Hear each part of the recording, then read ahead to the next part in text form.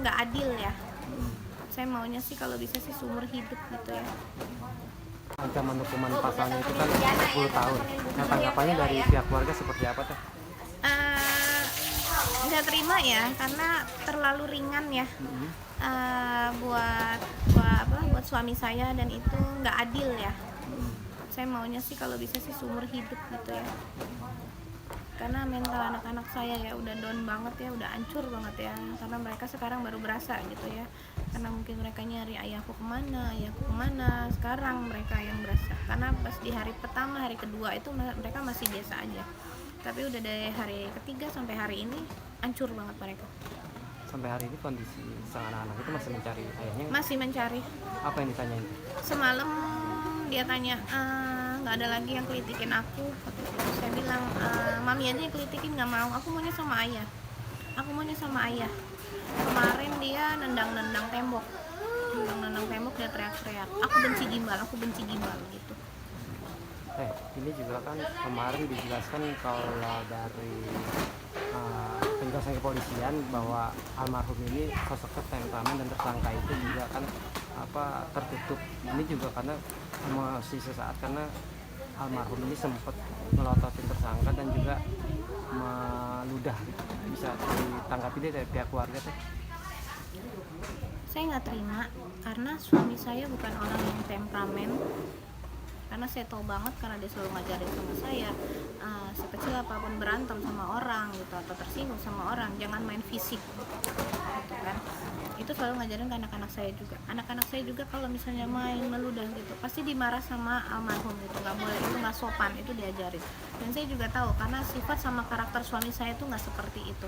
Yang saya tahu selama ini pelaku yang suka melotot sama saya. Saya sering ngomong sama suami saya bilang, tadi saya ketemu sama gimbal tapi dia melototin saya bilang gitu kan. Dia bilang suami saya muda, sinis gitu kan. Enggak, yang ada dia itu yang suka melotot. Dia itu suka melotot pokoknya kan. Kalau untuk dendam saya nggak tahu dendam apa gitu kan. Harusnya ya untuk dendam sama sakit hati harusnya saya sama keluarga dia, karena selama ini suami saya itu dihina sama dia. Di dalam keterangan kemarin kan menyebut bahwa tersangka sudah menyimpan dendam sejak 2019, tepatnya ketika ada hajatan, gitu kan. Dengan menebang pohon tanpa izin di pekarangan tersangka. Bisa dijelaskan atau diluruskan terkait dengan informasi itu? Untuk 2019 nggak ada acara, nggak ada hajatan ya. Yang saya ada hajatan itu di 2018, dan itu juga menebang pohon atau ada yang masalah gundukan tanah yang infonya dulu itu peliharaan dia tuh sarang semut. Ada di gundukan tanah itu, saya ingat itu sarang semut, itu peliharaan dia, itu dihancurkan.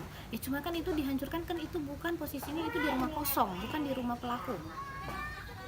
Dan kalau misalnya memang pohon di rumah pelaku, itu statusnya bukan rumah pelaku. Itu bukan rumah pelaku. Dia bilang nggak saling sapa. Memang sama semua orang kan dia nggak saling sapa.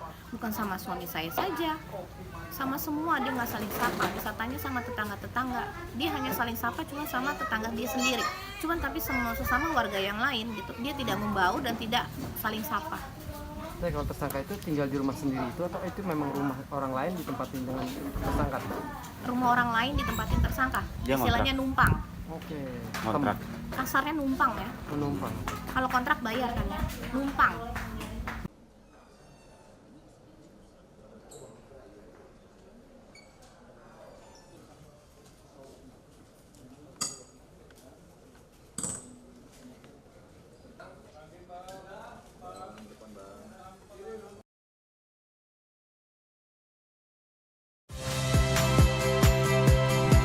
Saya Rahmat Ibrahim.